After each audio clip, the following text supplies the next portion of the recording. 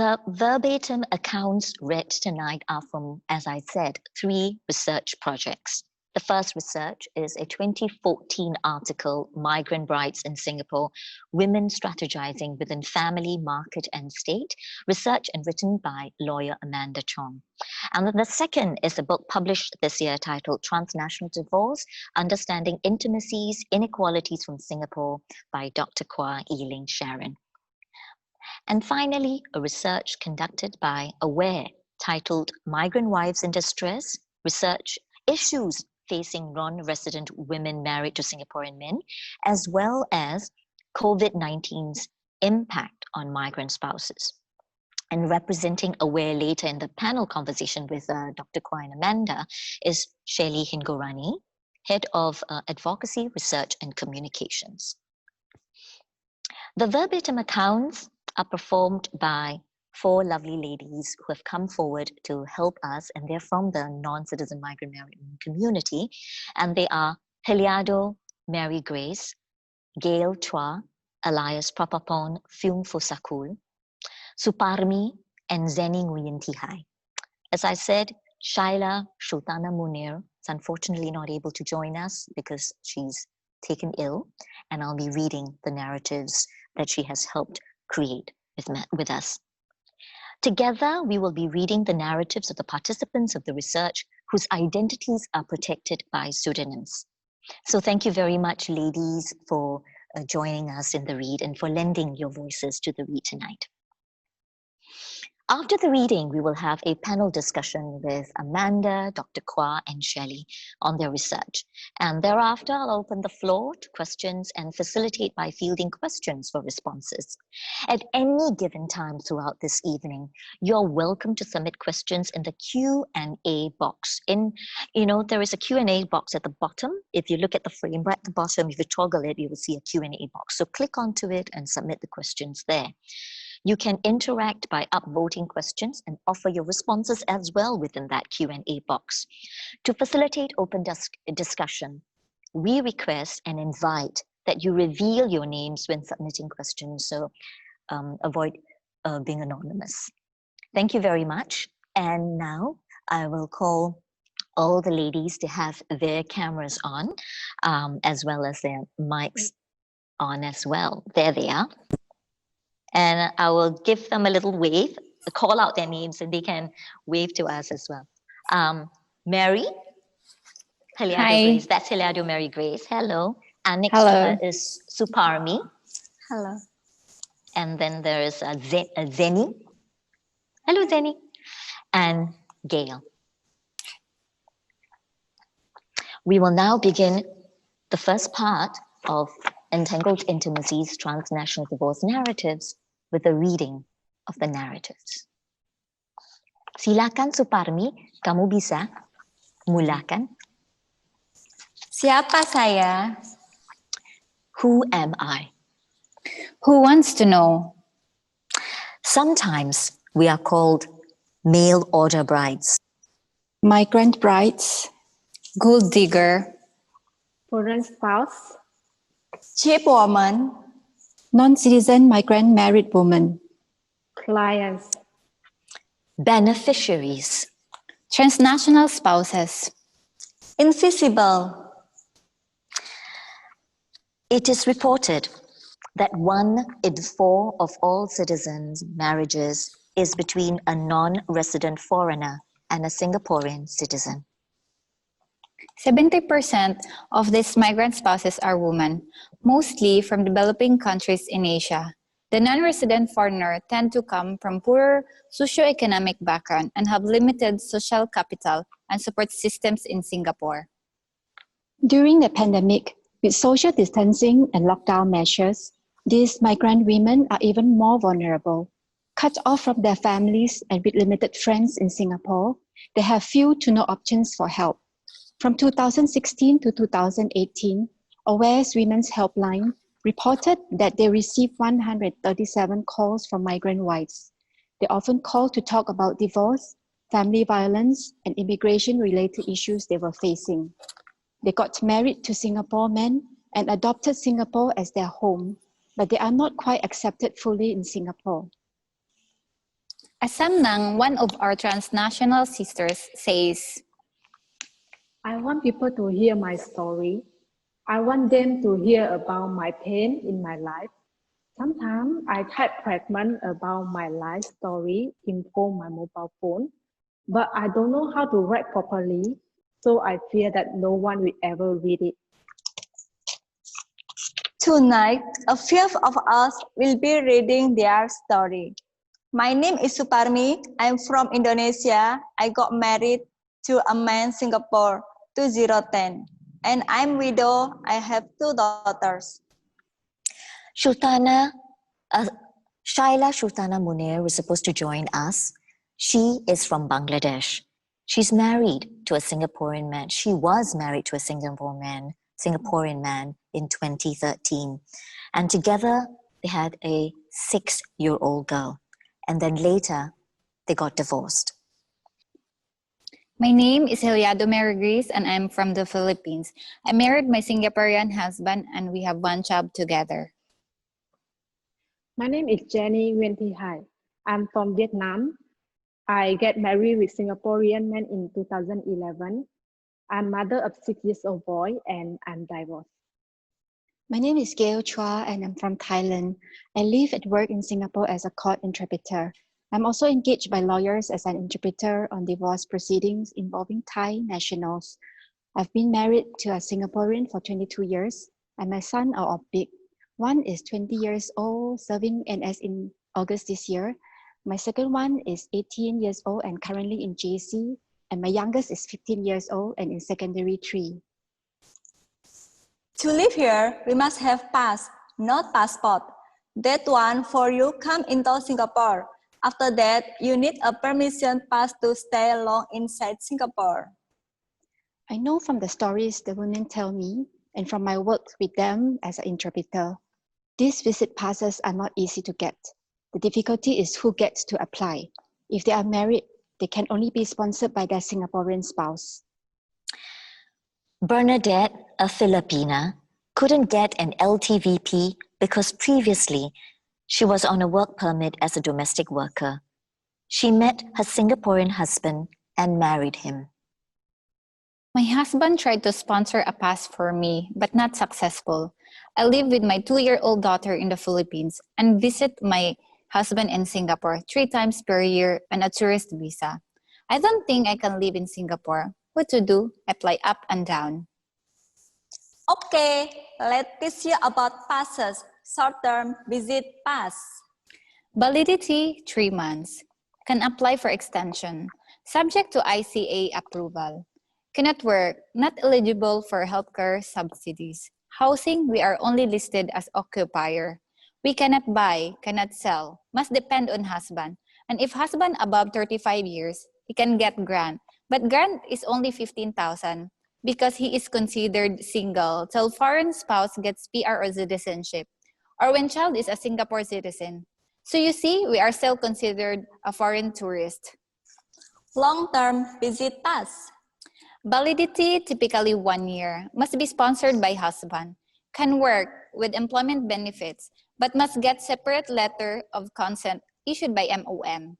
Not eligible for healthcare subsidies. Housing, same as STBP. Long-term visit pass plus. First time, get 3 years. Then can renew up to 5 years. Must be sponsored by husband. Employment possibility, same as LTBP. Some healthcare subsidies for inpatient service at public hospital. Housing, same as LTBP. Permanent residence. With re-entry permit renewable for up to 5 years, sponsored by husband, if not already on employment or S-Pass holder. Automatic can work. Better healthcare subsidies and got some healthcare help financing schemes. Can buy flats but must be with Singapore spouse. Can apply grants but amount lower than Singapore citizen couple. Can apply for top-up grant if foreign spouse or child gets citizenship. The type of passes they get determine their ability to achieve some form of financial independence and stability. From employment possibilities to job security, to housing and healthcare needs, these women who are married to Singaporeans find themselves facing many unexpected roadblocks. Take Chen Yan, for example. She's from China and married her Singaporean husband in 2015. Her husband's application for her LTVP was rejected many times, with rental as well as healthcare being expensive for Chen Yan, whose only entry to Singapore is a tourist pass. They had to go back to China when she was pregnant. After the child was born, the family returned to Singapore and applied for an LTVP again. However, the pass took around 2 to 3 months to be approved, and in the meantime, the family found themselves homeless again, and so they went back to China.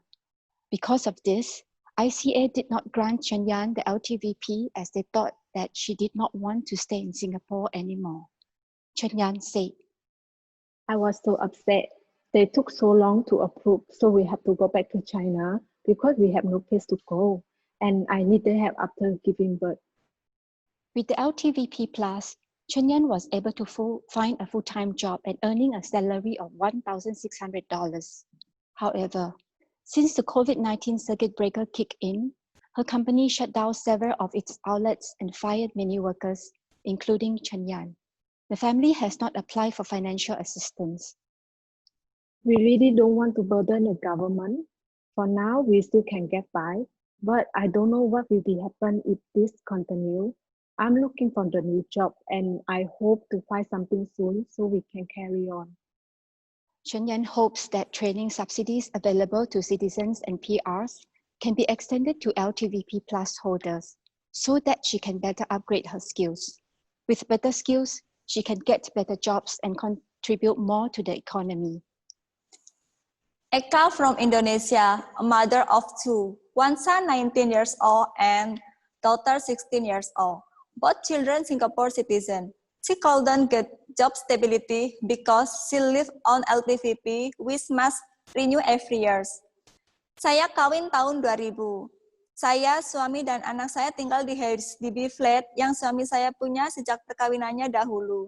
Ya, kita berdua bekerja. Suami saya bekerja sebagai cleaner. Dapat gaji 1.100. Sebelum COVID-19, saya bekerja sambilan mengurus rumah. Dapat gaji 1.400. Tapi sekarang saya tidak bekerja. Tapi sebelum itu, dulu saya bekerja di hotel.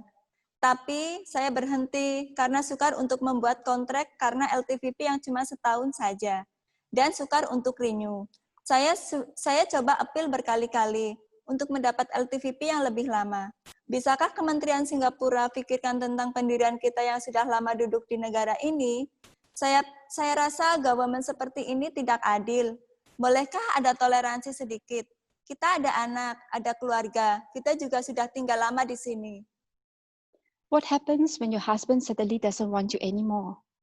This is a story of Min, a Vietnamese from Ha Tinh. Her Singaporean ex-husband intimidated her into giving up custody of her child.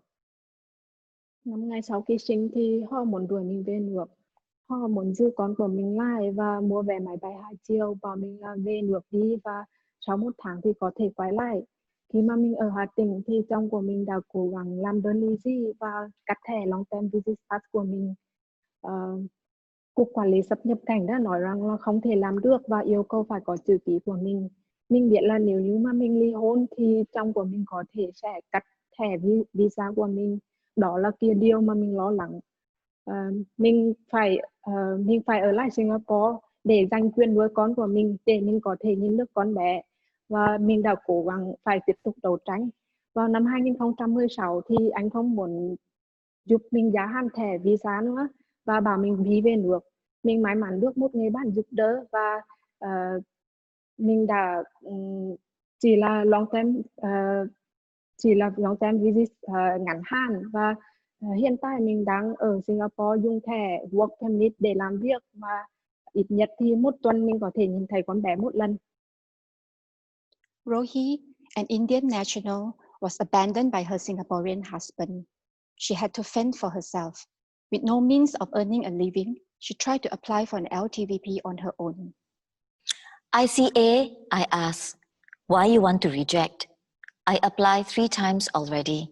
I pay $30, $30, $30, and you still reject.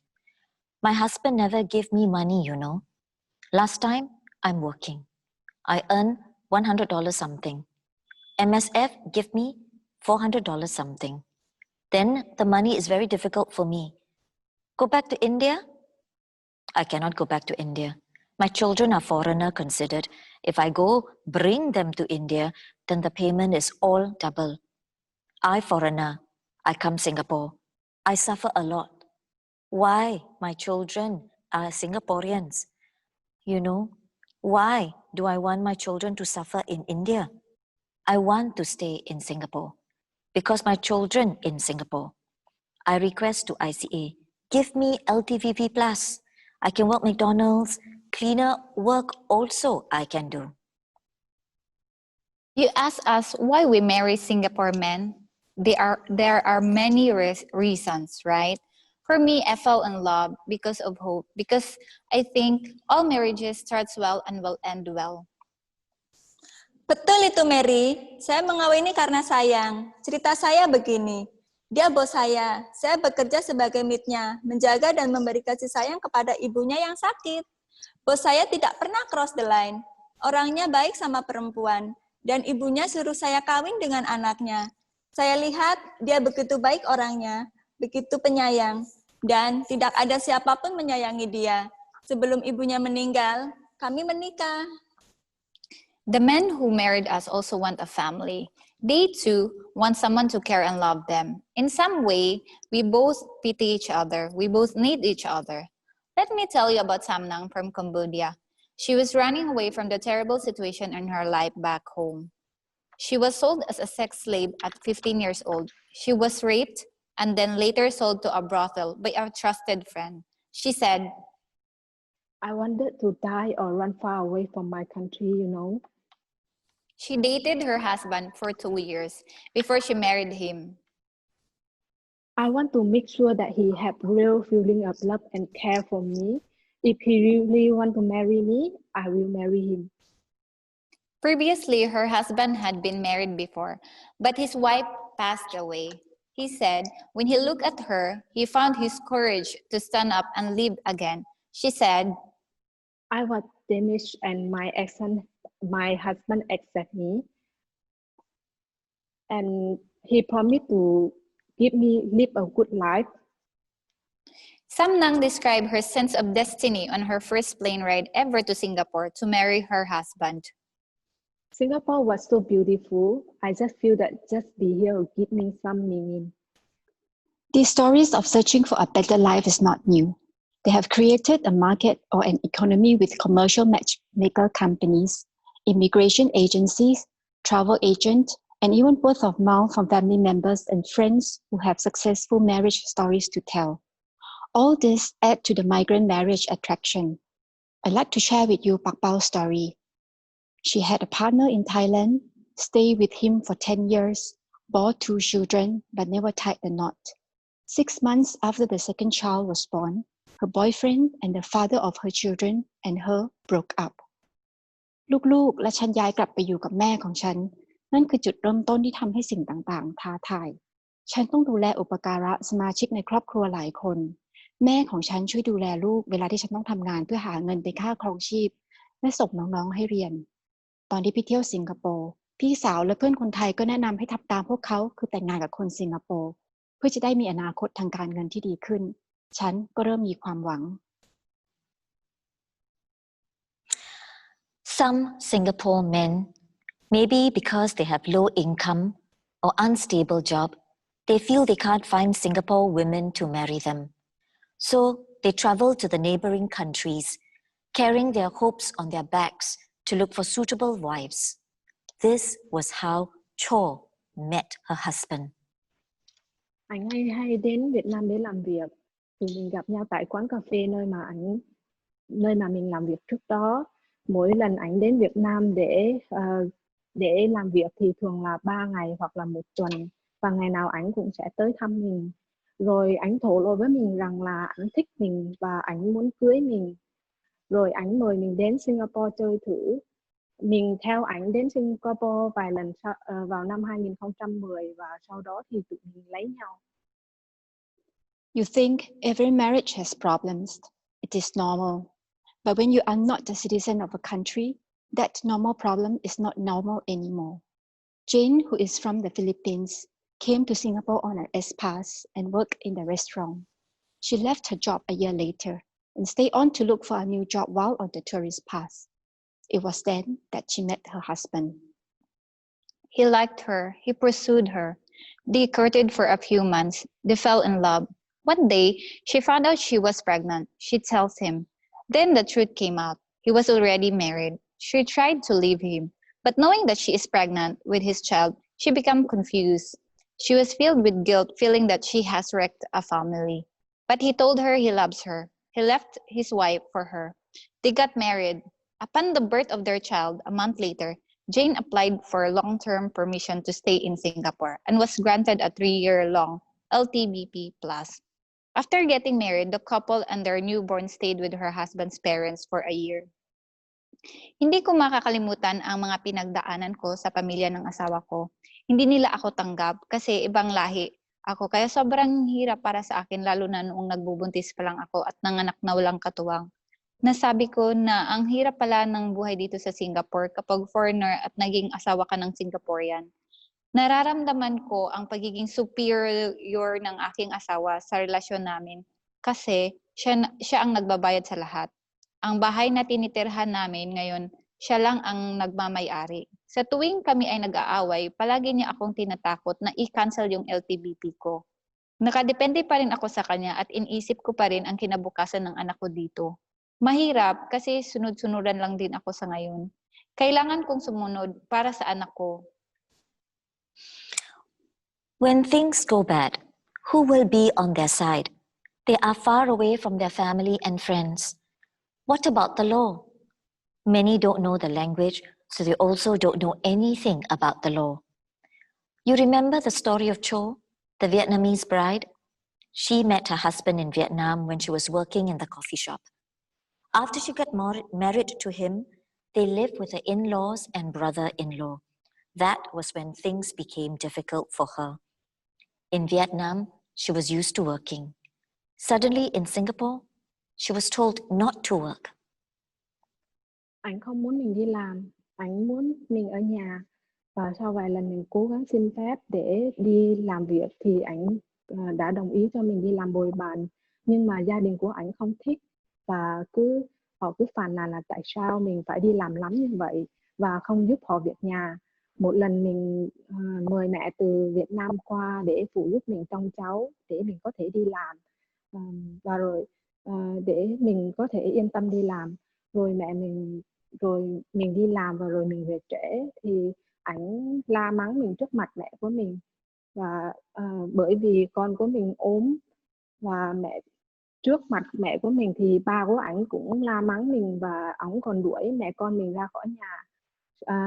Sau khi họ đuổi mình ra khỏi nhà ngay lúc nửa đêm, ảnh nói là nếu mà mình không đi á, thì ảnh sẽ đánh mình và mình không còn cách nào khác. Mẹ mình thấy họ la mắng mình dữ quá và còn đuổi mẹ con mình ra khỏi nhà nữa nên mẹ mình khuyên là mình nên về nhà với mẹ. Mẹ khuyên mình là nếu cảm thấy mà không hòa hợp và không chịu nổi nữa thì đừng có cố gắng gượng ép để ở chung. Mình đau lòng lắm vì chồng của mình cứ ép buộc mình phải từ bỏ quyền nuôi con. Và rồi thủ tục ly hôn hoàn tất và visa 1 năm của mình cũng hết hạn thì mình không còn cách nào khác là phải quay trở về nước mà không thể mang theo con mình được. Con của mình mang quốc tịch Singapore và hiện đang ở với bố nó. Mình không còn gặp con bé được nữa. Singapore has many good people. For every one bad person, we meet 1,000 good people. Kehidupan saya sebelum ini banyak sangat masalah. Semuanya hanya gara-gara saya bukan PR. Saya begitu sedih dan disitulah saya berpikir mau bawa 2 anak saya yang berwarga Singapura kembali ke Indonesia. Tapi suatu hari itu saya tergerak hati untuk pergi ke MSF di Commonwealth untuk mendapatkan pertolongan sekali lagi. Saya jumpa Madam Meg, dia rekomen saya pergi ke MP dan minta MP tolong saya untuk PR. Sudah pernah ke MP dulu, pada saat itu MP cakap saya harus bekerja setahun baru saya boleh dapat PR. Tapi setelah saya 1 tahun, saya coba sekali lagi. MP itu maki saya. Ketika Madam Meg suruh saya pergi ke MP, saya terpikir masa dahulu. Dan saya takut sekali. Tapi jiran saya Madam Lecture yang memberi dorongan. Don't be scared, Suparmi. You are not wrong. You are widow. You have 2 little children. You need help. Just go. Go to the MP. Saya pun pergi ke MP dan kali ini saya jumpa MP baru. Dia lain orangnya. Dia bilang, why you come so late? Itu karena saya widow. Saya punya 2 anak. Saya pun bilang, kalau kamu tidak tolong saya, I take my children, your 2 Singapore citizen, I bring to Indonesia. Mungkin saat itu saya menjadi kuat, atau mungkin saya putus asa. Tapi MP itu tolong saya. Malam itu dia menginterview saya, dan pagi esoknya saya mendapat telepon dari imigrasi. Imigrasi bilang, saya telah mendapat PR. Menurut saya, ending itu bagus. Badai pasti berlalu. Kita harus sabar, kita harus kuat. Kita berusaha untuk dapat bahagia. Saya berterima kasih kepada jiran-jiran yang telah menolong saya, seperti Madam Lecture, Madam Pam, Mrs. Chan, MSF, Madam Meg, dan MP. Pak Pao, who was persuaded by her sister and her sister's friend, married a Singaporean man. But she had little luck with her marriage. Even after she learned to speak with her in-laws in Mandarin, she felt they never quite accepted her. She felt she had little say in the decisions made in the family, and they would often remind her how lucky she was to live in rich Singapore. ตอนแรกทุกอย่างดูดี สามีของฉันเล่นการพนันมาก เวลาที่เขากลับมาจากบ้านวันที่เสียการพนันที่คาสิโน เขาจะตบตีฉันและลูกสาว บางครั้งเขาจะไล่ฉันออกจากแฟลต ฉันต้องนอนที่บันได แล้ววันหนึ่งเขาก็โยนฉันออกจากบ้านพร้อมข้าวของฉัน ณ ตอนนั้นฉันพูดกับตัวเองว่า พอแล้ว ไม่สามารถย้อนกลับไปได้อีกแล้ว มันจบแล้ว ลูกและฉันต้องไป ACI ช่วยหาทนายความฟรีให้เพื่อจะได้ต่อสู้คดีหย่า ถ้าไม่มี ACI ฉันไม่คิดว่าฉันจะหย่าได้อย่างเรียบร้อย เพราะฉันพูดภาษาอังกฤษไม่ได้ แล้วก็ไม่เข้าใจกฎหมายของสิงคโปร์ ฉันถือว่าตัวฉันเองโชคดีมาก Someone said when we marry Singaporeans, our hearts have to grow bigger to deal with the pain. We lose a piece of ourselves every time, but we also try to find ways to make our lives better. Take Fauzia, for instance. Her husband contributed nothing to the household, claiming he has no money. Instead, he forced her to work and take care of the children's and household needs. One day, she discovered he had money, but was spending thousands from both of their accounts on prostitutes. That betrayal caused her to change the way she has been managing the household. She stopped paying the bills and rent. Because they were all under her husband's name, Public Utilities Board and the landlord would come after him for payment and not her. When he realized that he was no longer getting a free ride from Fauzia, her husband began to pay the bills. Hey, Fauzia, so clever, huh? Who taught you how to do this? No one. She planned it all by herself. She gained confidence. She made friends with other Indonesian women. She also made some Singaporean friends by volunteering 3 times a week with the CC, delivering bread to the seniors. When I do community work, people don't see me just as Indonesian, but they see me as human. I feel that I'm still useful and I'm proud of myself. What do you hope for, Shaila? Shaila, who's unfortunately not able to be here, told me, and I read her, quote, to have a more secure status in Singapore that would allow me to be reunited with my daughter.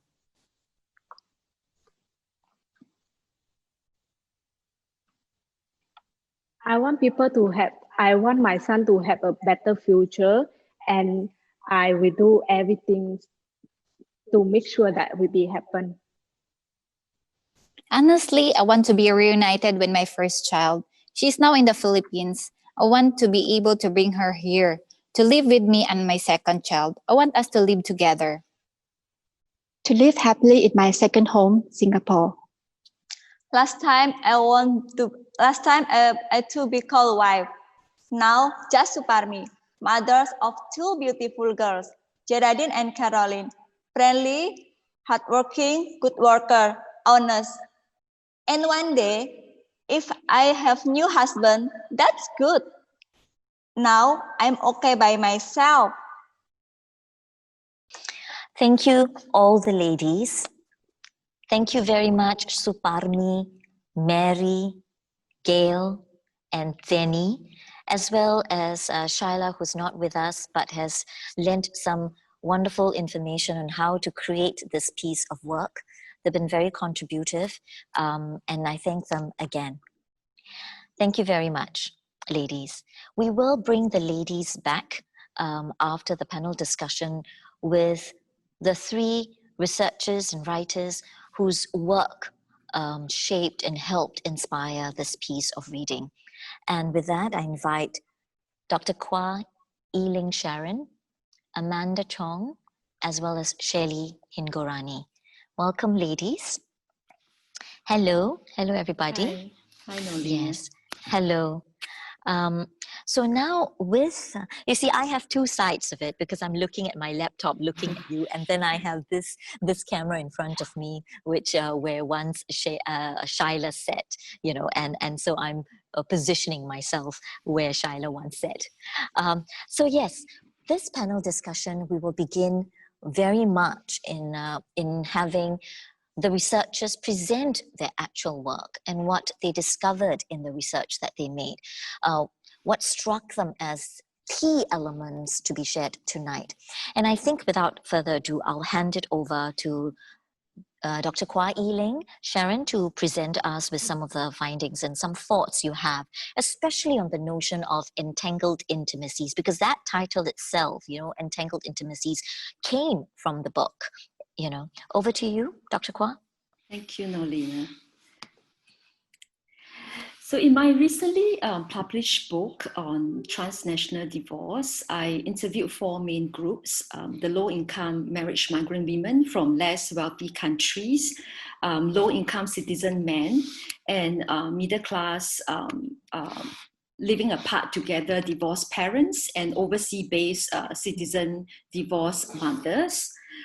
So I found that the first group of low-income marriage migrant women is certainly the most vulnerable group of women in my sample. So I'm going to make 3 points with regards to the women's narratives. So yeah, the next slide.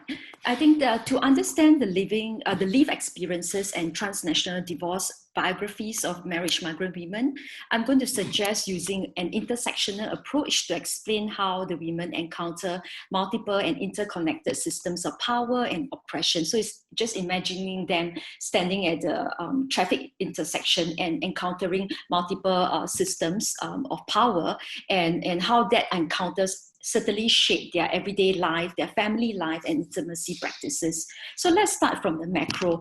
Often we look at their stories, we fear to understand that, you know, on the broader structure, they are all part of the expansion of a global capitalist neoliberal economy. And that expansion of such an economy brings about asymmetrical results for different countries. On the global scale, affluent and more highly ranked countries like Singapore in the global citizenship hierarchy enjoy greater power, privileges, and benefits from economic globalization, while less wealthy, less developed, and lower ranked countries not only have limited access to benefits of economic globalization, but also supply labor and materials to meet the demands of wealthier countries. Now, migrant women from lower ranked, less developed countries are mobilized in large numbers to form a global assembly line. And many poor women from these countries are recruited to supply reproductive and intimate labor and meet the lifestyle demands of wealthier countries. Now, such labor could be both paid and unpaid. So we have domestic helpers, we have healthcare workers, we have nurses, nannies, cleaners, and sex workers. They all carry out paid reproductive labor in private households and institutional settings, while unpaid reproductive labor is usually performed by marriage migrants in their roles as wives, mothers, and daughters-in-laws. So we often don't see that they do contribute to the economic progress of Singapore society by providing unpaid reproductive and intimate labor.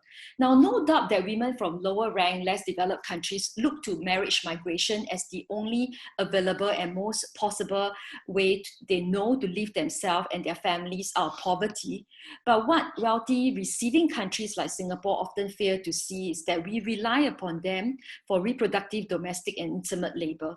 Now, the popular discourse surrounding them is that they are here, as gold diggers, like what the women mentioned in the performance, that they're here to take away, our resources, take advantage of local citizen men for PR, for citizenship. Now, what we often fear to talk about is how wealthy countries like ours are complicit in creating the life circumstances of these women by reaping benefits from a global economy that continues to impoverish poor countries and force poor people to migrate out of their country in large numbers to seek survival through whatever means that's open to them. So you have like the refugees, the boat people, the construction workers, the domestic helpers, and even marriage migrants. Now, instead, as citizens of wealthy countries, we often speak about our benevolence in opening our door to them, providing them with economic resources, letting them stay, and giving them a way to get out of poverty. We fail to highlight how much our economy and reproduction of society depends on the supply of such intimate labor provided by these women. While we benefit from the global expansion of capitalist economy, people from lower rank countries pay the price and bear the cost for our development and wealth accumulation. Now, this global order, when mapped onto the personal life, shapes the relationship dynamics of transnational married couples. Now, unequal gender power dynamics in transnational marriages and divorces between low-income marriage migrant women and citizen husbands from wealthier countries is not uncommon, as been commonly researched and talked about. Now, these unequal power dynamics could also be observed in the women's divorce narratives when they have less bargaining power during the legal process and in child custody, as well as co-parenting matters, as my research has discovered. Now, since the women are initially co-opted into the institution of heteronormative marriage through marriage migration and expected to produce reproductive labor in the whole society, they are quickly deemed as having lost their reproductive citizen potential once they move out of that marriage framework. Their presence in the whole society is quickly read as unintelligible to different systems within the receiving country. And based on the neoliberal logic, retaining these women in the host society would then drain resources reserved for citizens and strain the economy. So the women then go through another round of categorization to be labeled as unproductive, burdensome bodies due for disposal. Now, so these women, besides having to encounter heteronormativity, they also encounter classism and racism due to their poor economic and ethnic background. So we have also commonly come across narratives where women talk about how, non-Chinese speaking or non-English speaking foreign marriage migrant women living in Singapore often find themselves encountering racism because they couldn't speak the dominant languages. So this is one suggestion that I would offer, which is to take on an intersectional approach to look at the lived experiences and divorce narratives of the women that we have just heard a while ago. Now, I suggest that these women occupy a borderland existence, and what borderland existence means is that they live a liminal, transient, uncertain, unstable, and precarious existence. It's like neither here nor there, right? Because they are living in this borderland where they can't quite settle down as citizens, but neither can they return back to their home country. And by being in that existence, they are deemed as belonging in improper nationality, race, class, gender, marital status, and language categories. As a result, they are, I theorize it as them having a borderland existence. So non-resident, non-citizen, low or no income, non-English speaking, unemployed, ethnic minority, divorced marriage migrant women originally from a lower rank country will certainly live out a much more complex and challenging borderline existence in her host country. So one area that I look at is the different forms of violence that they face when divorce takes place.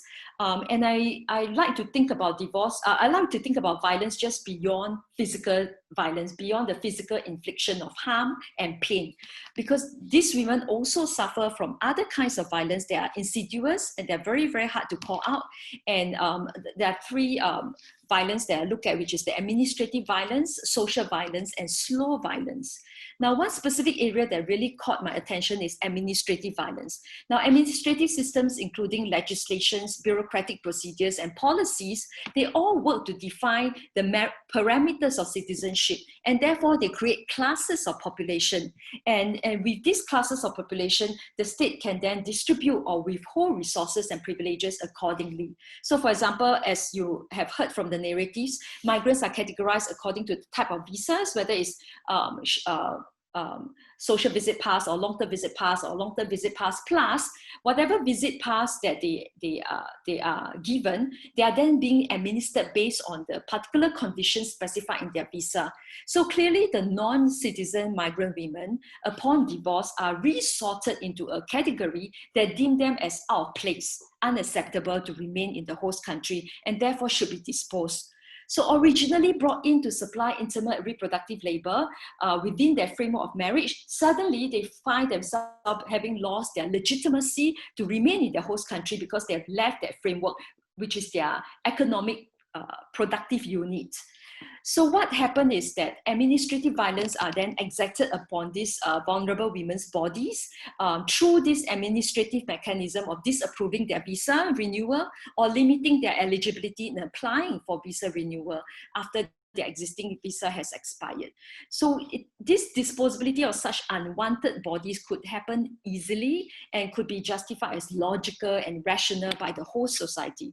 Now, this is not unique to Singapore, but countries around the world also operate upon using such neoliberal logic in managing their migrants and migration policy. But we do need to pay attention to this kind of insidious violence because it's very hard to call out. Another form of violence is social violence, where it's also commonly heard from the women that they are violently cut off from their children, from their citizen children, and being deprived from continuing parental access and intimacy with them. And so violence is then demonstrated through this form of non-consensual disruption of family ties, forced separation of foreign mother and citizen child, and this violation of parental rights and access. Now, so located in this borderland when one's existence is very unstable, very liminal, very transient, certain lives becomes unstable, and bodies consequently become disabled through the deprivation of infrastructure, resources, benefits, and intimacies. And over time, the toxicity build up and weaken the women. And this is a form of slow violence, where the effects are delayed but incremental. So in the case of the marriage migrant women, perfectly able-bodied humans are consequently maimed, injured, weakened by all these different encounters, with multiple systems of oppression. So violence needs to be understood in terms of disposability and depletion beyond that physical infliction of pain and harm. So what could then be observed from the transnational divorce narrative is that the women are then caught up in entanglements of different sorts as they face multiple systems of oppression. Located in this borderland existence, they have to then deal with different forms of violence, and therefore their intimacy practices that they weave are therefore constricted, entangled, messy, transient, and unstable. They constantly worry about whether they could stay on to look after their citizen children, or for those without access to their children, they long for the moment they will be able to resume their intimacy practices with their children. So we could observe in the women's narrative is that there's just this unequal distribution, not just unequal distribution of life chances, but also an unequal distribution of intimacy chances. So these are the 3 points that I would like to make with regards to the narratives. I'll leave it as there and hand it over to Amanda. Shailey. I think what is essentially important for us to address today is how the narratives are personal. They are shared and accounted for by the lived experiences of those women who endured the violences that Dr. Quah was speaking about. And even as we were working with the script with these women that came on board to support the project and want to come up and read these narratives, they too express the idea of how they would not use the word violence, they would actually use the word repercussions, or they will use the word pain, or they will use the word blockages, and how they try very hard to negotiate on the day-to-day basis, right? And that kind of personal narrative, I think, also can be found in AWARE's research. And then therefore I hand over to Shailey Hingorani of AWARE to talk a little bit more of what their research from the ground with those women have given them a direction for policy address as well, policy recommendations in addressing that forward. Over to you, Shailey. Thank you so much for having me, T-Works, Noorlinah, and thank you to Mary, Suparmi, Gail, Shaila, and Zenny for sharing our stories and giving voice to the stories of many other migrant spouses. AWARE has been advocating for the rights of migrant spouses since 2006. That's 14 years in total. And although we have seen some success along the way, and I'm happy to talk about this success during the Q&A, migrant spouses by and large remain outsiders within. That is, they live here, perform social reproduction roles here, they have families here, but they're neither fully incorporated into their marital families nor into the Singaporean nation state. State narratives, media discourses, and civil society have created a certain cultural script that we follow when we talk about whether female migrants, including migrant spouses, are worthy of incorporation and subsequently citizen and immigrants' rights. The script is embedded in the wider hierarchies, and Ling spoke about this as well, operating along gender, age, ethnicity, and class lines. I argue that the script is essential to understand for two reasons. First, the script tells us how migrant spouses, their experiences and aspirations are categorized and contained through a powerful regime of representation. The second reason the script is really important to understand is because it illustrates the reproductive bargain that is thrust on migrant spouses by providing the conceptual link between marriage, family, and citizenship. The bargain is the obligations that migrant spouses are meant to fulfill towards the family and the state in exchange for their rights, duties, and protection they offer. Now, what is this cultural script and how is it formulated? The script is fundamentally based on two questions. The first question asks migrant spouses, why did you migrate? And the second question asks, how will you contribute to the collective resources of the state? Now, regardless of your actual experience as a migrant spouse, we, state, media, civil society, prescribe one dominant frame to understand the experiences of migrant spouses. The script does not only deny heterogeneity of the experiences of migrant spouses, something that was really richly brought out by the performances earlier, but it does something far more insidious. It serves to justify their disempowerment and exclusion from our social contract. Let me explain. In response to the first question, our cultural script situates migrant spouses at two ends of the spectrum. Those who enter into marriages of convenience as a way of circumventing immigration laws to gain some kind of a foothold in Singapore, and those who married for love. The experiences in between the spectrum extremes show a great deal of diversity in the causes, consequences, and experiences of migrant spouses. Migrant spouses may have married to improve their economic status, their social status, in order to achieve greater autonomy. They may enter into marriage to escape the oppressive gender systems in their countries of origin. I remember a migrant spouse telling us that she preferred a Singaporean man because in her imagination, they were not like the men from her home country who drank too much, couldn't hold down a job, and had too many girlfriends. However, it is the marriage of convenience narrative that is most common. In fact, even when migrant spouses say they married for love, they tend to be asked, But did you really? In our experience, their perceived motivations behind migration are used to deny them full incorporation into the family and subsequently the nation state. We have heard some social workers use this template as well. Migrant spouses enter into marriages for convenience to deny them their full support. As if if they had actually married for convenience, to escape economic deprivation, they would somehow not be worthy of being part of local families. Somehow we never asked the men why they married migrant women, because it's presumed that men, and by extension their families, have social reproduction needs that can only be met by the unpaid labor of migrant women, a type of labor that local women are seen as unwilling to perform. Even if migrant spouses are not fully aware of their husband's motivations in marrying them, they're quickly and frequently reminded of their domestic responsibilities, both through state-sanctioned pre- and post-marriage courses that teach you how to deal with conflicts and in-law relationships in a cross-cultural setting, and by their marital family, most frequently by their in-laws. Now, lurking behind the main question, why did you migrate, is a more fundamental question. Who are you?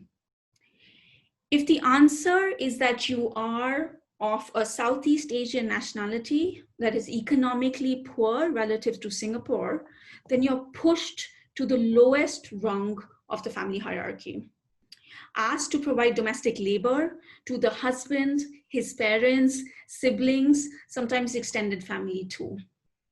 Their incorporation into the family then is deeply unequal, deeply gendered, and is fraught with tensions. Let me turn to the second question now. How will you contribute to the collective resources of the state?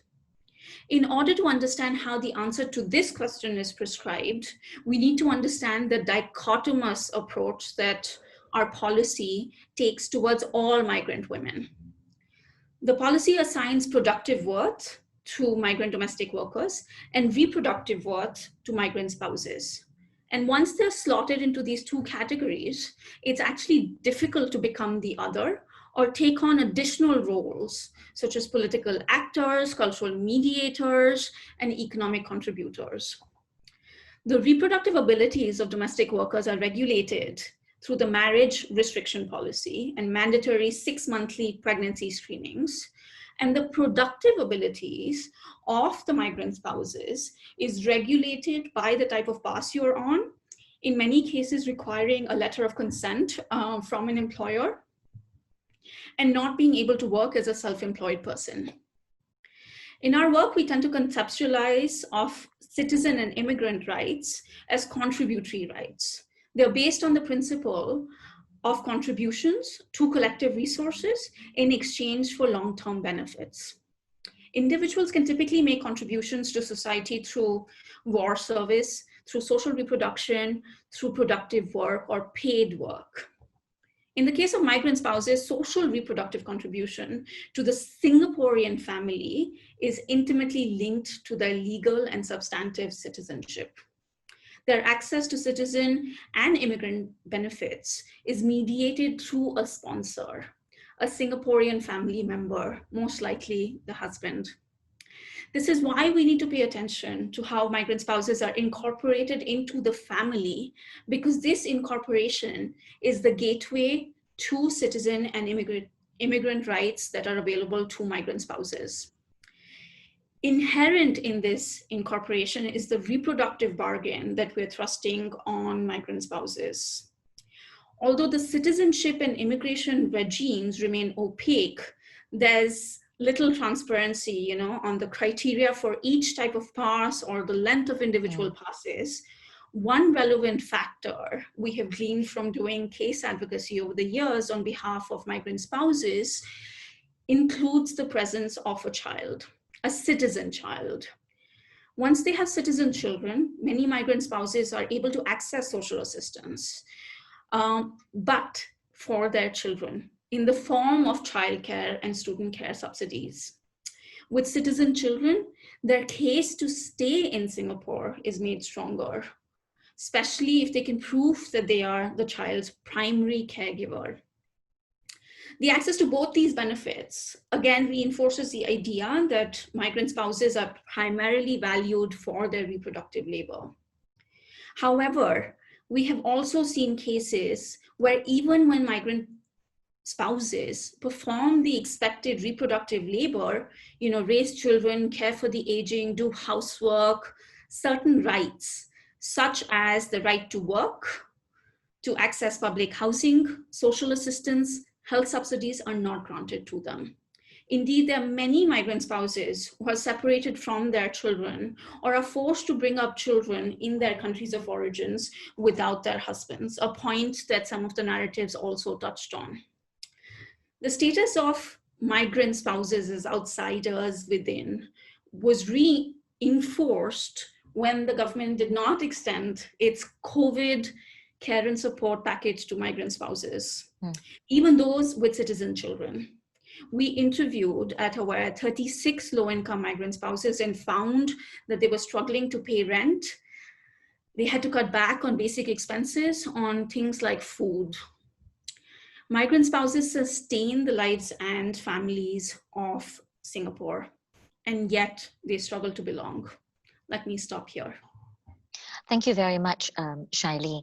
Now, because of interest of time, I'll just quickly move on to Amanda, because Amanda wraps up the panel discussion, panel presentation with the intersection of laws. And in here, the background laws and foreground laws and the various departments that determine the livelihood, the status, and the rights of these women in Singapore. So over to you, Amanda. Thanks very much, Noorlinah. I'm just going to share my screen. A moment. Hi, so as Noorlinah mentioned, I am a lawyer, and so I approach this very much from a legal perspective, and the goal of my work is to reshape the way that we think of these women as agents who are actively strategizing. And we've heard so many experiences of these women tonight, and I hope to give us a framework to process all of this information that they have shared about laws, immigration, labor law, and welfare law, and how they function within these systems. So migrant brides is the term that is popularly used to describe this specific category of women who are only able to settle in Singapore by virtue of their marriages to Singaporean citizens. And they typically lack the education and income levels required to migrate to Singapore through more conventional routes. And the term migrant brides itself implies that their identity hinges on a man's and that they are essentialized into a reproductive role, which my co-panelists have already shared a lot on. And so what my research did, it was really to interview 12 of these women and hear their narratives. So they were very in-depth interviews with them over several hours. I would usually spend a day with them, and to hear how they interact with the legal system in Singapore, and particularly the impact of family law on them. And when I say family law, I'm talking about the law of divorce and domestic violence in Singapore. And what my research revealed was that these women are actively strategizing within what I term the background and foreground rules. So before I unpack this, I thought I'll just familiarize you with my terminology. So this is a model to understand the disparate impact of any law. And in this case, we are looking specifically at the disparate impact of family law on migrant brides versus Singapore women. And the foreground rules is the term that I'm using for the immediate law that has disparate impact. And they could apply equally to all. So technically, divorce and domestic violence is all under the Women's Charter. The exact same provisions apply to all of us, all women in Singapore. But beneath the operation of the foreground rules are the background rules, which are informed by state ideology. So, value judgments about what is good for society or what society should be like, the state ideology of the family, which my co-panelists have covered. And the disparate impact comes when, because the background rules form a prism through which the foreground rules are filtered, resulting in different experiences of the law and creating different distributional consequences.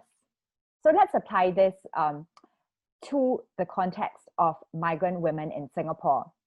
And if I may add, the idea of privilege using this model is really that when all the background rules are tilted in our favor and designed around an actor shaped like us, and usually it's the majority. Mm-hmm. So bringing it back home to what the topic at hand, when we're talking about family law and the disparate impact on migrant women, all the background rule systems that condition the experience of family law for migrant women are immigration law, labor law, and welfare law. And this results in the different distributional outcomes for migrant brides in Singapore. So in the context of domestic violence, migrant women may apply for personal protection orders against an abusive husband. However, it's much harder for them to actually utilize this in practice because of the background rules of immigration law, for example, because they are here on a long-term visit pass sponsored by their husbands, and they worry that their husbands may retract the sponsorship of their status. And it's also affected by housing law, right? Like they may not have an independent right to stay in HDB, as we've heard, and so it's, you know, personal protection orders become quite meaningless for them. And even one of the women actually described it to me as, I cannot divorce because Singapore will take my children. And another woman that I interviewed, her husband actually took morbid delight in beating her before she went to the ICA to get her LTVP status renewed, because he knew that she was not going to be able to report him. So it turns into this power play within the marriage. And in the context of divorce, while we have equal rights to file for periodic payments from our ex-husbands, me as a Singaporean woman and a migrant spouse may not be able to enforce this in the same way because of the background rules of immigration law. As we've heard, they may be repatriated the moment their marriage ends and they end up losing their immigration passes. So what actually happens is that an informal norm has emerged where migrant brides ask for a lump sum payment instead of periodic payments, and it actually just means that there is less cash to distribute at the time of divorce. So as opposed to like being paid over, you know, a 10-year period. And for labor law, I'm talking about, you know, whether they're able to get a job in Singapore and independent income from their husband, whether they're able to have access to training subsidies that the women spoke about.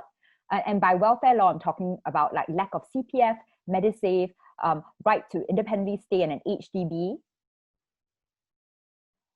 So the way my research deals with the background rules is that it understands it in two buckets. First, there's the formal norms, which is the actual legislation, and the informal norms, which is how laws are interacted with and understood in practice.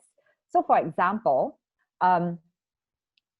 the formal norms of labor laws that you're not allowed to work unless you have a letter of consent. But actually a lot of these women, they work in the informal economy, in cleaning jobs, babysitting, or even in home-based businesses. And for the immigration law, we've heard, doesn't tend to be very clear. So migrant brides develop their own perceptions of the law.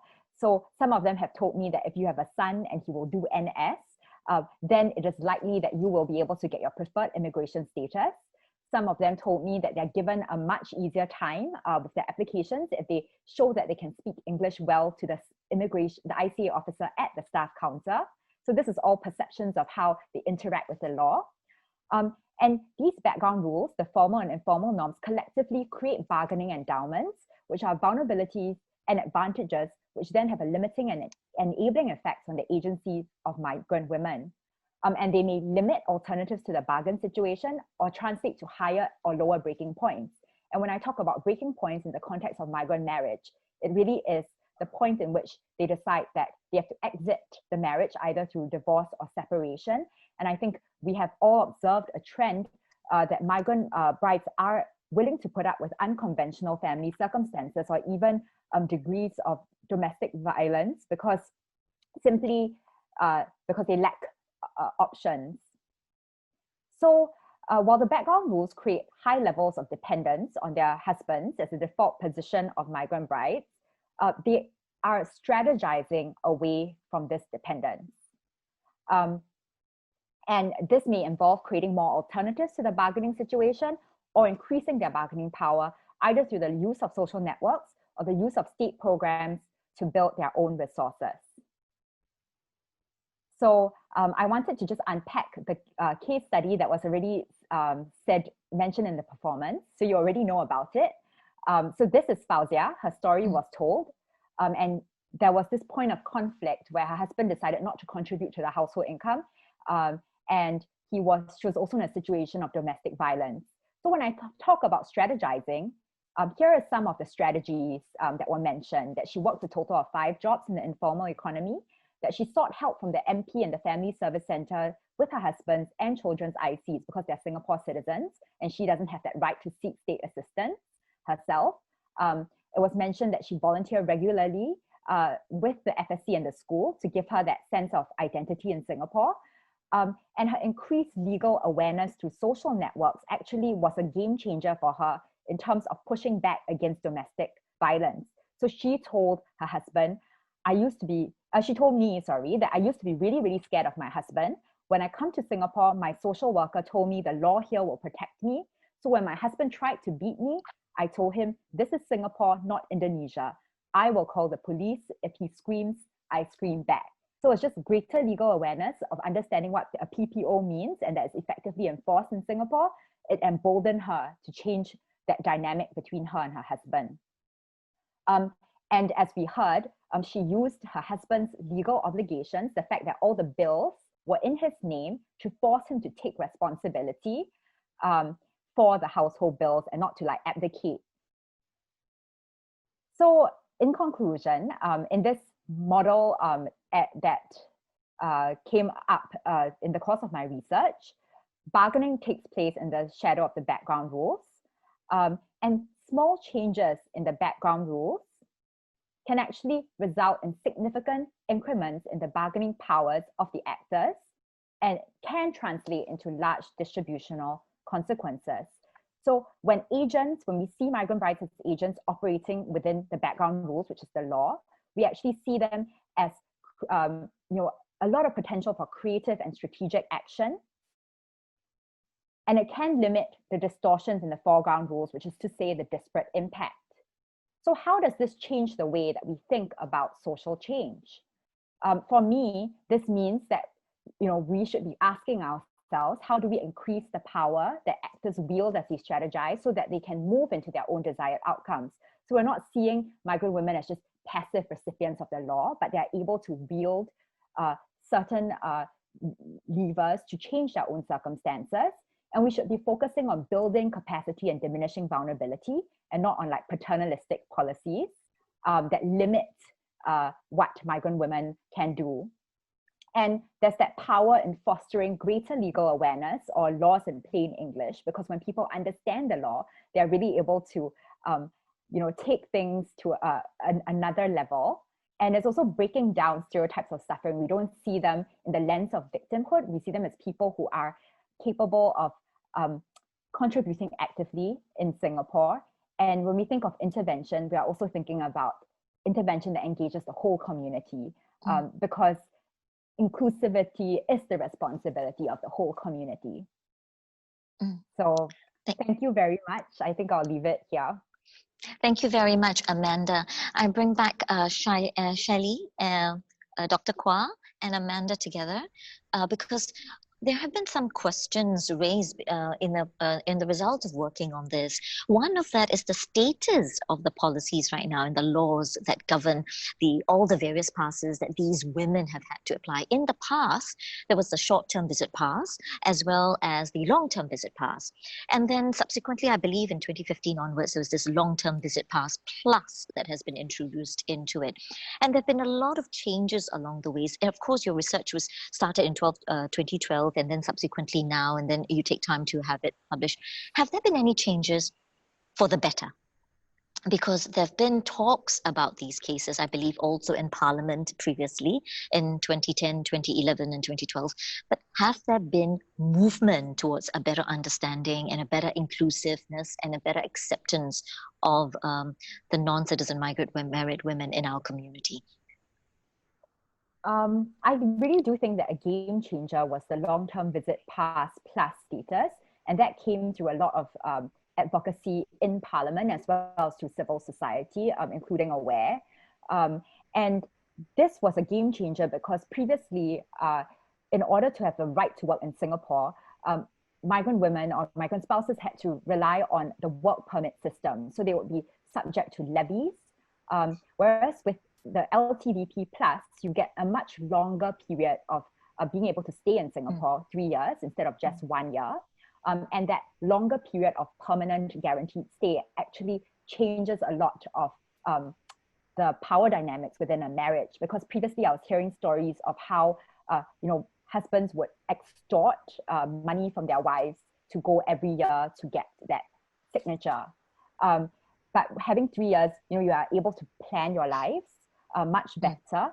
And the work permit issue, because with long-term visit pass plus, you are able to get a letter of consent from MOM. You are no longer subject to the levies, and it takes you out of that, all of that bureaucracy of the work permit. So back in 2012, when I did most of my interviews, the women were saying that all we want to do is to have the right in Singapore to work, because to them, work means dignity, work means potential independence from their husbands, and they were not. And now that there is the status, it opens so many doors from them. But I don't want to overstate that, because the fact is that it's still not very clear which women get letters of consent. So there is still the element of uncertainty in the legal rules that makes it quite hard for women to plan. And every time there's uncertainty, it's because there's a great amount of state discretion, right? And that state discretion is formed by a lot of the ideologies that my co-panelists talked about. Anything to add from Dr. Quah and Shailey? I would like to add a couple of points. As I mentioned earlier, AWARE has been working on advocating for the rights of migrant spouses since 2006. And Amanda is absolutely right in sort of pointing out that the introduction of LTVP plus was in some ways a game changer. But what it did not change was the different classes of migrant spouses in Singapore. In fact, it created another class, right? What it did not change was that migrant spouses still had to prove their worth through the state in order to be eligible and granted LTVP plus. One way in which they could prove their worth, prove their loyalty, was to show that they had been in a stable marriage for about 3 years, right? So I think those sort of factors have to be kept in mind as well when we talk about LTVP plus. Subsequently, the government has taken certain steps to introduce what they call the pre-marriage LTVP assessment, which is meant to give greater clarity on whether an intended foreign spouse, migrant spouse, can even obtain an LTVP to begin with or not. What is interesting about this particular policy change is that we somehow expect that without the LTVP, the couple should choose not to marry, to live elsewhere, or to live a compromised life in Singapore, right? This effectively is penalizing them for exercising their right to enter into a marriage of their own choosing. So I'm not exactly sure what purpose the pre-marriage LTVP assessment is fulfilling. Yes, it is telling you whether or not you're going to be able to get an LTVP or not. But what if the assessment finds that you're not eligible for an LTVP? Should your marriage plans change as a result? Right? I mean, that I think is a question that we need to pose. The government has also introduced pre and post-marriage preparation courses, right? And these, like I mentioned in my presentation, reinforce the idea that migrant spouses are meant to perform, reproductive labor, intimate labor, and it's meant to help them manage conflicts with their in-laws. It's help them to manage communication with their in-laws and other family members. There's another program that was introduced at the same time as the pre and post marriage preparation program, and it's called the Marriage Support Program. This is typically undertaken after you have already gone through the marriage preparation program, and it too has information on how to adjust to life in Singapore. What we know from the work that we've done with migrant spouses is that while these preparation courses are a good window into what life in Singapore is going to look like, but they fundamentally lack information about what their rights are, what they can expect from their husband, what kind of support they can expect from the state, what kinds of work opportunities are going to be available to them, what to do in cases of domestic violence, so on and so forth, right? So when we are thinking about what kinds of changes we still want to see in order for migrant spouses to be fully incorporated into the Singaporean nation state, I think there are 5 of them. And these, I think, are fairly comprehensive and draw from the presentations that have been made today, as well as the performance earlier. One, of course, has to do with granting the LTVP plus to all migrant spouses of citizens. Of all the temporary passes that are available, we have learned that this is the most stable one, right? Because it offers the most amount of security and it comes with the longest period of validity. It also grants you access to healthcare subsidies, comes with the right to work without a letter of consent, right? The other issue in the context of domestic violence that excuse me, Ling so articulated so well is that often migrant spouses, because they're dependent on their husbands to renew their visit passes, feel trapped in a marriage, right? So we are recommending as aware that migrant spouses who have been domestically abused, who are in situations of domestic violence, should be allowed to renew their pass independent of the abuser. And this is a recommendation that is actually derived from a number of other countries. In US and Canada, for instance, you can show proof, evidence in the form of a police report or a medical report that shows that you have been subject to domestic violence, and either you yourself are able to renew your immigration pass, or you could get another citizen like a social worker to renew the pass for you. So that's the first recommendation. The second recommendation has to do with increased access to legal assistance. I think Amanda was absolutely right in pointing out that a lot of the legal sort of entitlements are available online, but they're available in inscrutable language, right? They're really, really difficult to understand. And they're difficult to understand even for people like us who have worked in the field for so many years, right? But attached to that is the problem of legal aid.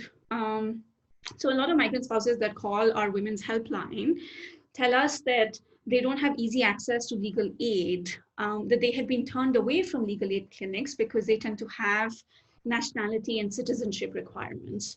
Now, without legal aid, many migrant spouses are not able to secure legal representation during divorce proceedings, including when the court is deciding which parent to grant custody to, which parent to grant care and control of the children to. So that's the second recommendation.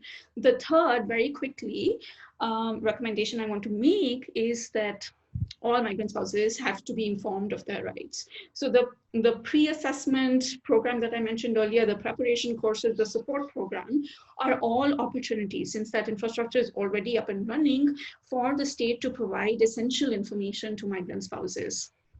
So that's the third recommendation. The fourth is that we should have a clear and timely pathway to permanent residence for all migrant spouses. And this should definitely be made available to those migrant spouses who have a citizen child. It should be made available to migrant spouses on the death of the citizen spouse, or at least after they have spent 3 years on an LTVP plus. And citizenship should also be consequently awarded to them. Right now, the system is very, very opaque, and that feeds into the insecurity, the instability that a lot of migrant spouses face. And the fifth recommendation that I've already mentioned is that abused migrant spouses should have their past renewed independent of their abuser. I think just before Dr. Quah chime in, I just would like to address that the three questions from the ground, and one of them actually spoke about the lack of transparency with the application for STVP, LTVP, and also PRship. And this continues to debilitate not just foreign spouses from a low income bracket and women alone. We're talking also about foreign spouses may not fit this profile, but they are male foreign spouses married to Singaporean women living in Singapore. Yeah, and they want to set up homes in Singapore, and they want to live in Singapore, be with their families here in Singapore, and they too have not been getting their PRship because they've been applying it for 4 or 5 times and they've been getting rejected. And they may have the qualifications like academic qualifications and the ability to earn a living, because if income and academic qualification are two of the most obvious to fit into the Singapore state ideology. So the question that's been asked is there such a pattern? Is there a pattern that can be discerned from your research? Maybe Dr. Quah, you can chime in here. Is there a pattern that you can discern from the research on how such applications have become successful or not successful? Well, yeah, so that's the problem, right? I mean, like where we are demanding for transparency, but we are not getting it. So it does say a lot about some of the structural issues, and it again, I would like to bring back the whole idea about administrative violence, where there's a lack of transparency, and the lack of transparency then allow certain policy to be made based on a set of eligibility criteria that is considered as productive or reproductive, that has reproductive value to the society at that point of time. And the reason why there's a lack of transparency is because it is very sensitive to the economy. It's very sensitive to the kind of population demographics that our society would like to have.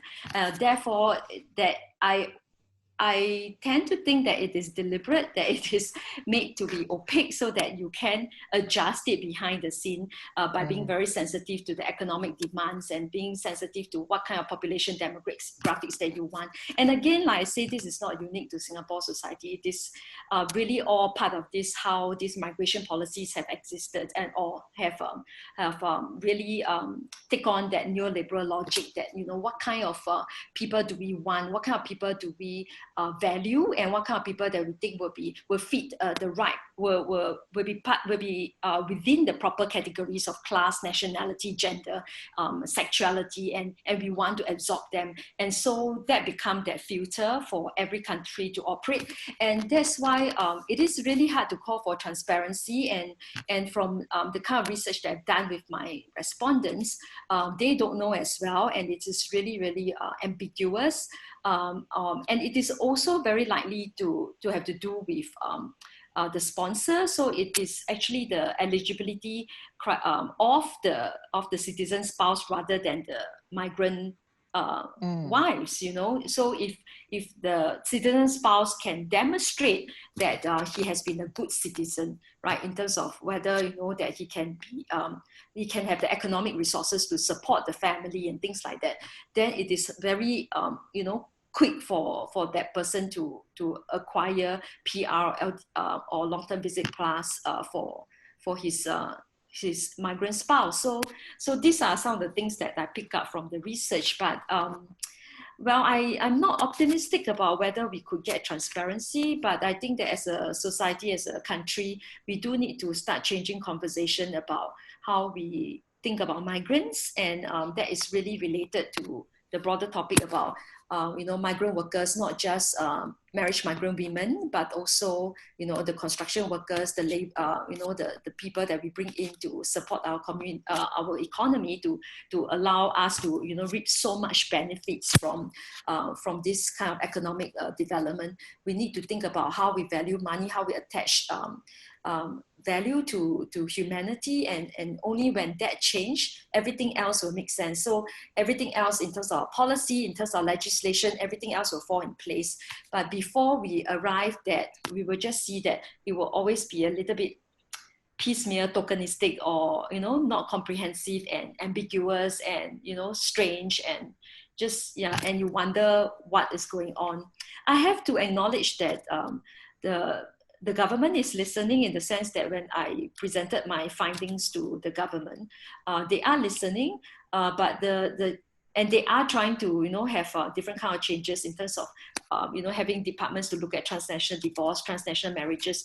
But I think that the remedial actions or the remedial policies are slow, because it is not addressing the crux of the problem yet, you know, so it is still quite superficial and quite, well, I feel that it's quite tokenistic at this point. I think that we need to go deeper. So that's my response. Thanks. We have two more questions, and they're quite related to each other, and that is to do with ground level support and how do we push the activism further or advocacy further so that we can generate much more awareness, and also avenues for support for not just migrant spouses who are women, but also male migrant spouses married to Singaporean women. But before that, I actually have these women still online at the backstage of the Zoom webinar. Our readers, Suparmi, Gail, Denny, as well as Mary, who are backstage in the Zoom webinar world. I would like to bring them in the forefront so that they can also participate in the larger Q&A. I want to go back to one of the questions about how do you then, and this perhaps to Amanda, how do you then equip us, not just, you know, the likes of the transnational spouses, but all of us, how do we equip ourselves with the knowledge of our laws and our rights as citizens, or can be residents in Singapore? Because if we're not citizens, but we're also residents in Singapore, how do we equip ourselves with that? Well, I'm actually of the belief, which may seem intimidating at first, that actually the law isn't that difficult to understand. As in reading a statute, I think, and in my experience, especially in areas of family law, there's deliberate efforts by the courts to make things a little bit more understandable. But I think it really, you know, if we're invested in this, it is something that we should kind of study for ourselves, and also with a view of helping to educate other people who may not have that linguistic capabilities to read and understand the law. So actually, something that's really very important to me is language, right? And I feel that that is a huger barrier than the law itself, because a lot of our migrant women friends in the organization that I run, which is Readable, it's a literacy nonprofit. A lot of our students have migrant moms, and it is the fact that they are not able to read or write in English that prevents them from accessing even very simple things like filling up forms for their children in schools. And this is why we started a program, a literacy program for the migrant women themselves, to be able to use English in whatever way that fits their current aspirations, right? Some of them want to work, some of them just want to be able to read the letters from their children's schools, and some of them want to just be able to read books to their children. So it was, for us, it was really meeting the women where they are and where their aspirations are, and then equipping them with English and giving them that confidence to engage in society, as well as eventually perhaps going on to understand the law, to understand policies. And it is quite a long road of walking alongside these women. So one of the women that we have taught for 4 years, she came to Singapore as a Tiger Beer server, and now she's working as a receptionist. And that's because you know, we have very experienced ESL teachers in our group who have equipped her and even gotten the kind of workplace qualifications that she needs. And that has really helped her family to advance. And she's a single mom with a Singaporean son. And to see that kind of progress and her increasing confidence when dealing with bureaucracy is something that we've been very encouraged by. And to be fair, it's true, because when I was speaking with both with Suparmi and Zenny, largely Suparmi and Zenny, when I was asking them how do they learn English, and dari mana kan kamu benar beritahu kepada saya macam mana kamu membelajar bahasa Inggris, ya? Bisa kamu beritahu kepada saya kamu ke kelas ke tidak? Saya pergi ke kelas. Di mana kelas kamu? Kelasnya saya ikut di Daughter of Tomorrow. Setiap malam pulang kerja saya selalu pergi ke sana. Jadi setiap malam paginya saya bekerja, malamnya saya belajar, paginya saya bekerja. Memang seperti itu. Adakah bayaran yang kamu I'm asking her where did she learn English and whether she had to pay for them. Adakah bayaran yang kamu mesti buat? Jadi free. Berapa free. Jam? Kurang lebih 2 jam, tapi setiap minggu satu kali. And Zenny, you were also telling me about how you learned English. How did you get involved in that as well? Because you were talking about how important it is. Because Zenny was telling me her own personal stories of how important English is for her. So yeah, you want to share a little bit? Okay, so my story is from the first time come to Singapore, I don't know how to speak English. And I don't know how to talk with other people. Then I realized that I have to change. But then because I'm the housewife, so I cannot going out and listening people or even learning.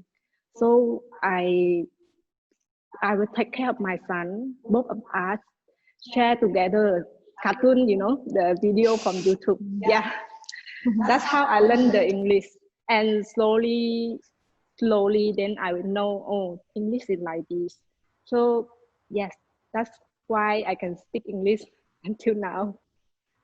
Yes, and you're absolutely right. One of the questions from the floor is there we don't have a structured avenue for migrant spouses, or whether they're of a low income bracket or they're not, to come together, perhaps I wouldn't call it register, but like association to come to support one another. It is lacking, and that was something that we spoke about as a community of creating entangled intimacy, transnational divorce narratives.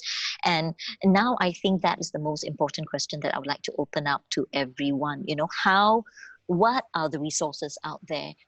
We now know that Daughters of Tomorrow provide very strong resource support for many of these migrant women, regardless, whether, as long as they need some support, they go to Daughters of Tomorrow, especially for single mothers. Yeah. But are there any other resources? Maybe Shailey, you could elaborate. Yeah, absolutely. So let me start by talking about some resources that are available at AWARE. AWARE has been running a women's helpline since the early 1990s, and this helpline is open to all female residents in Singapore, including migrant spouses, including migrant domestic workers. What the helpline does is it provides you with emotional support. So you could be going through any form of distress. If you call us, we will provide you with emotional support. We will also share with you information and resources that might help you in solving the situation that you are in at the moment. We are also able to make referrals to other organizations. If you want to be connected to a social worker, for instance, we can facilitate that referral too. We run a legal clinic, and this legal clinic is run every other Thursday at the AWARE Center. Of course, with COVID, we've had to move online, but that's another resource that is available. And I strongly urge migrant spouses who are facing legal issues, if they want legal advice, they should get in touch with us, even if our lawyers are not able to help them, because we can't provide legal representation, but we can provide legal advice. I also want to quickly mention that the Pro Bono Law Society set up something called Project LEAF, LEAF, for legal empowerment and assistance for foreign spouses. And this is a collection of volunteer lawyers who specifically provide legal advice and representation. And this is pro bono to migrant spouses in Singapore. And I think that's another crucial sort of resource that is available. Yeah, thank you so much for that, Noorlinah. And finally, I just want to quickly mention that we run a lot of divorce support groups as well at AWARE. So if there are migrant spouses who are going through divorce or who would like to talk to other people in similar life circumstances, divorce support groups are also open to them. I just wanted to quickly, address another question that Noorlinah, you had raised about what we can do and what shape and form advocacy and activism should take from here on. And I think it's the one point that I wanted to make during my presentation when I was talking about the differential power and worth that we associate with two migrant domestic workers and two migrant spouses. This bifurcated approach, this dichotomous approach is replicated within civil society as well, unfortunately. So there's a clear demarcation between groups that work for the rights of migrant workers and those that work for the rights of migrant spouses.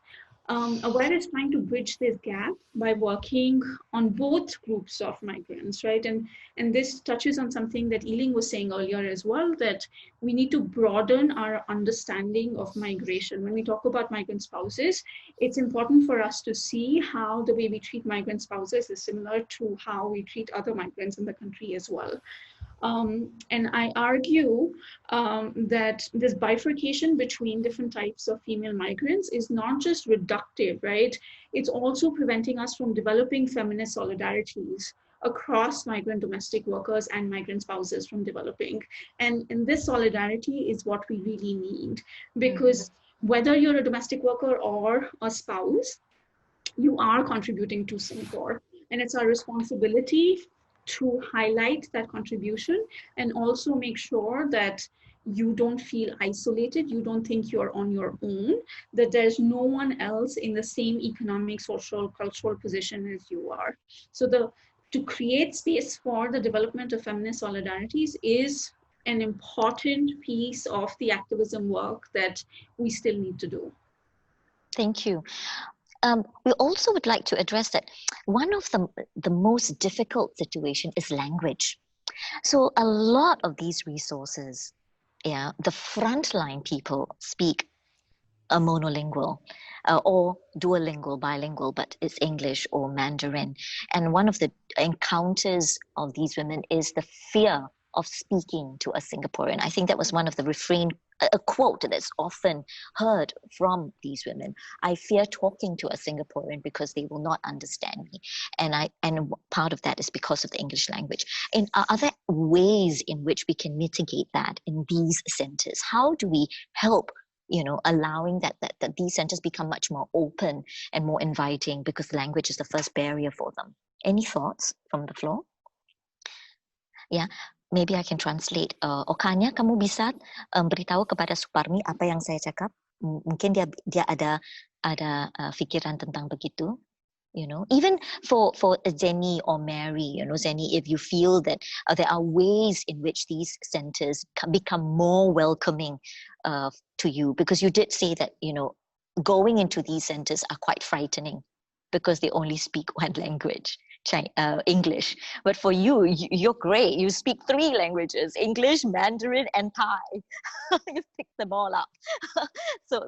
So, but before that, you didn't know how to speak English. So they don't even know where help could be given. How then can they access the help? Any thoughts? Ada fikiran? Suparmi would like to say. Okay, Suparmi, silakan. How to.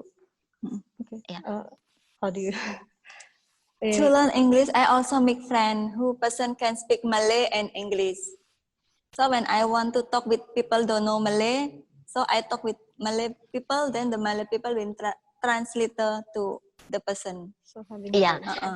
Jadi kerana itu kamu semestinya mencari seorang yang bisa bertutur dalam bahasa. Betul. Ya, kalau tidak ada orang itu, kamu sukar untuk mencari jalannya. Iya, betul.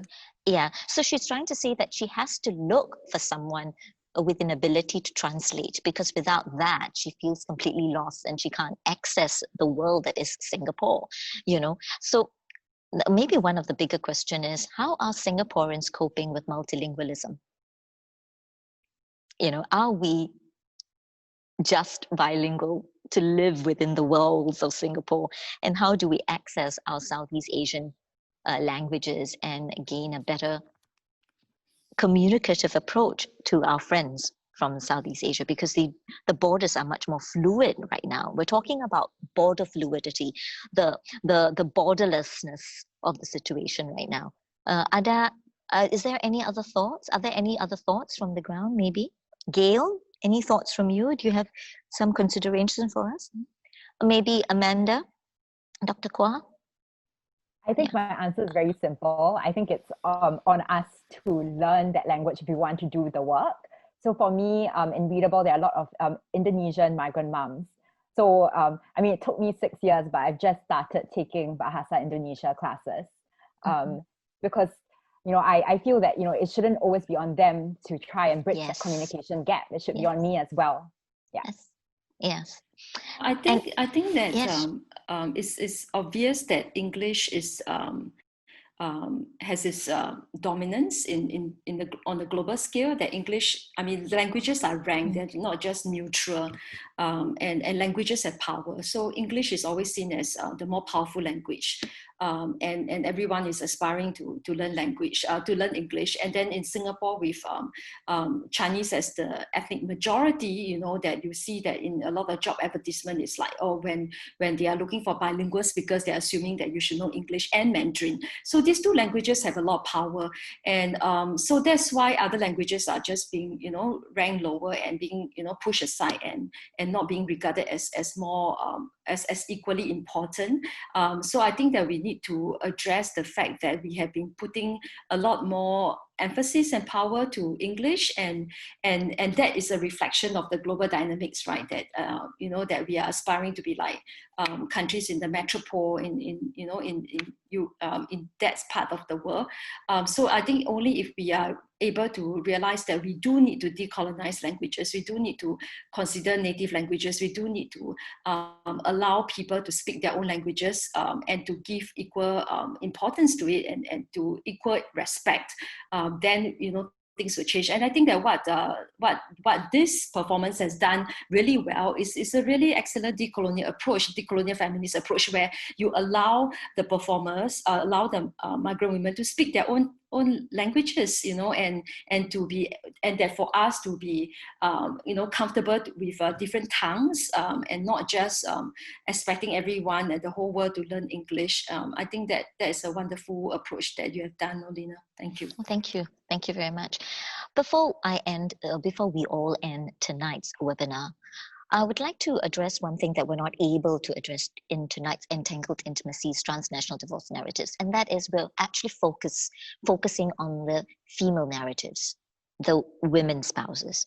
Yeah, and there are in Singapore, although 70% of them stated in the statistics that they're largely women, there are 30% of them who are male spouses, and they're married to Singaporean women, and that plight as well is quite different, and the situation for that is very, very different.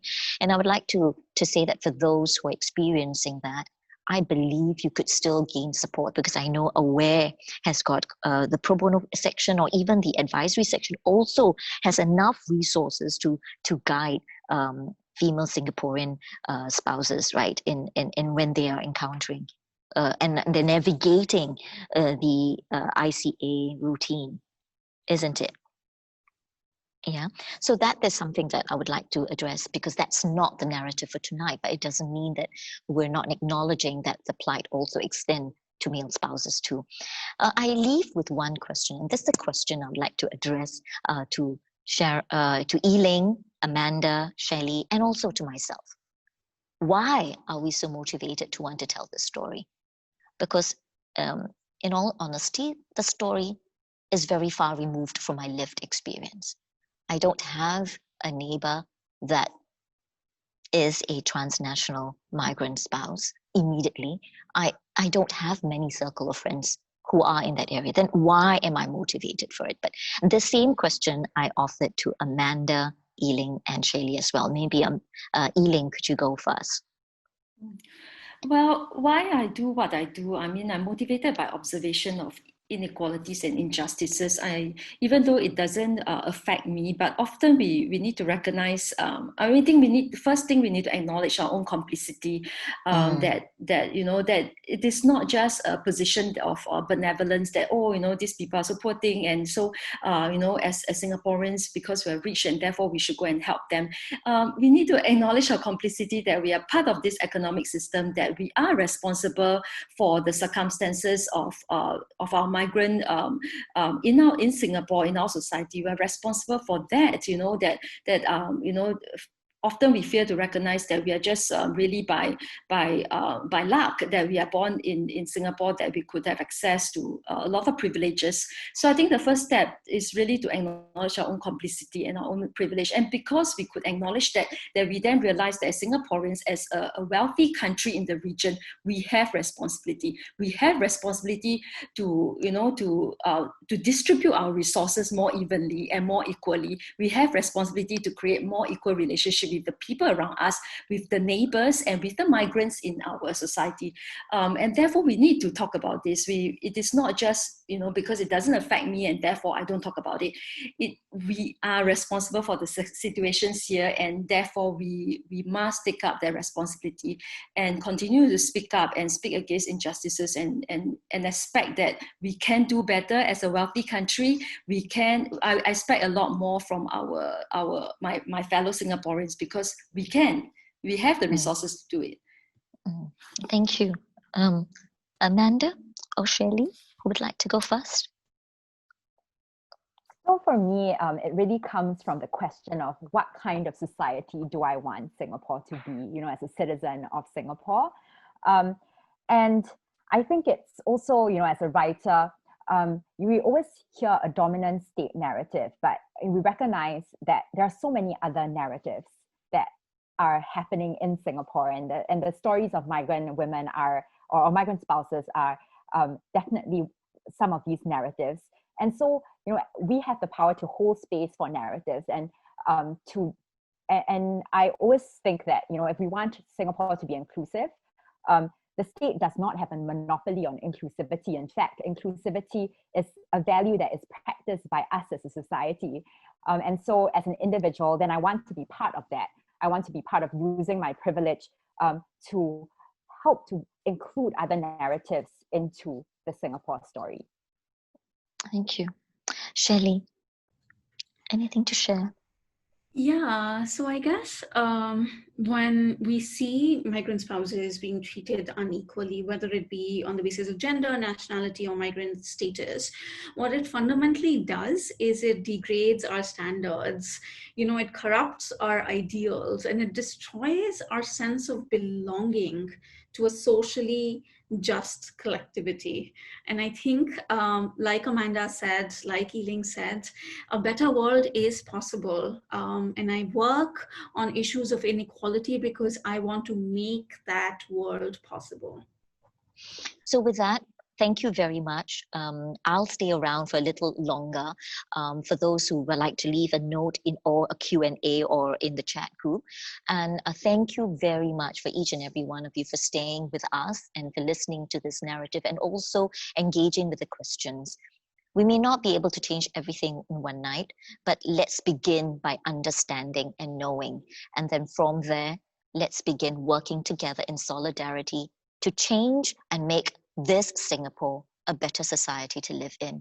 And with that, good night, everyone.